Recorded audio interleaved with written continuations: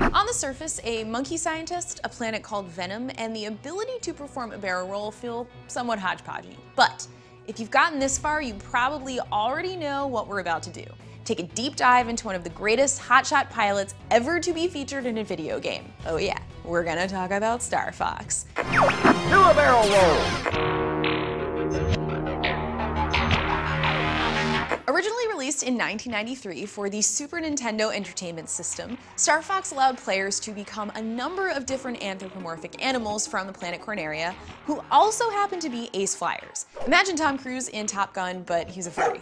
Anyway, the first Star Fox title is what's known in the video game biz as a rail shooter, in which the player follows a fixed course. They can shoot enemies and obstacles, but are limited to what is in the direct course of the route. Think roller coaster. You're on the rails rather than a car you can steer yourself. Technical mumbo-jumbo safely out of the way, let's travel to the Lilat solar system, which serves as home to human-like frogs, foxes, rabbits, monkeys, pigs, and birds with names like Fox McCloud, Peppy Hare, Slippy Toad, and Falco Lombardi. All of these are from the good planet of Corneria. The neighboring planet of Venom, no, not that Venom, Tom Hardy Venom, is the evil homeworld of villains like Andross, a mad monkey scientist who was exiled from Corneria years before, but not before swearing revenge. When Andross declares all-out war on his former home, General Pepper, a dog, assembles a crackshot team led by McCloud to fly a prototype fighter called an R-Wing. Now, if that doesn't sound like a hoot and a half to you, I don't know how to help your poor dead soul, because what's not to like about flying animals? As it so happens, legendary Nintendo creator and producer Shigeru Miyamoto didn't want to go the cliched route and make a sci-fi game about humans and robots, and was inspired by the statue of the fox spirit Inari Okami, which was not far from the company's headquarters. Even more interestingly, the central hero and villain are a monkey and dog respectively, as there is a phrase in Japan which is used to describe a fight between people. Instead of saying they fight like cats and dogs, the good people of Japan say they fight like dogs and monkeys. See? You learned something today. Even if you were trying not to learn, you learned. Miyamoto was also a fan of the 1960s puppet-based show from the UK, Thunderbirds, whose aesthetic definitely served as an influence on Star Fox, and the inclusion of Peppy and Slippy came from Japanese folklore, which speaks of giant toads and helpful and/or tricky rabbits. The game was a hit upon its release both critically and financially, selling over 4 million copies when all was said and done. It enjoyed further publicity from a US-wide competition at around 2,000 stores to see who could achieve the highest score. The winner was Trevor Petersma of Garland, Texas, who opted to take the 15 grand in prize money rather than a trip to a city around the world. Smart man, Trevor. Hope you bought Apple stock. It's about time you showed up, Fox. You're the only hope for our world. Naturally, a sequel was needed and developed, but that coincided with a lot of tech updates and changes at Nintendo.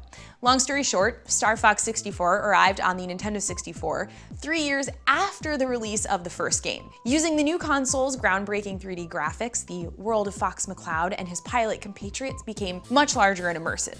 It remains one of the greatest Nintendo game releases ever. In fact, in its first 5 days alone, the game sold over 300,000 copies in the US and is the only game in the series to be released on the Nintendo 64, while a 3D remake and 5 more games on the GameCube, DS, and Wii U would follow.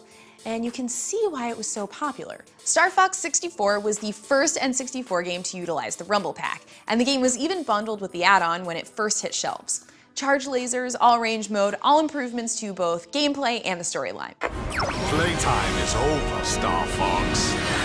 In the new game, Wolf O'Donnell is an outlaw who leads his own group of pilots known as Star Wolf. On his team are a chameleon named Leon Pulowski and Panther Caruso, a panther, duh.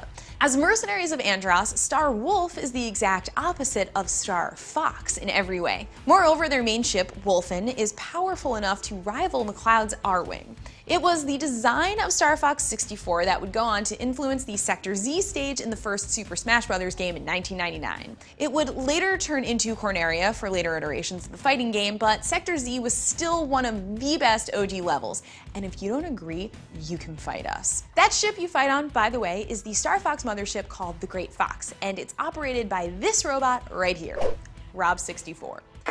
The Great Fox is ready to go. Between 2002 and 2017, Nintendo released Star Fox Adventures, Star Fox Assault, Star Fox Command, and, surprisingly, Star Fox 2, which finally came into full being after more than 20 years. The sequels introduced characters like Crystal, a vixen who is a new recruit to Star Fox, and Fox McCloud's main love interest. Spin-offs were also made like Star Fox Guard, while characters from the games made small cameos in WarioWare Smooth Moves, Super Mario Maker, and Starlink Battle for Atlas. Manga, comics, and animated shorts based on the Star Fox series have also been made over the years, but the franchise is mainly known for its exhilarating dogfights in space and the characters coming onto the screen to deliver messages, like the Peppy Rabbit character appearing and saying, "Do a barrel roll!" Oh, and did you know you can do that at home just by typing a "do a barrel roll" into Google? You can. Go and try it, and let us know your favorite Star Fox game in the comments below.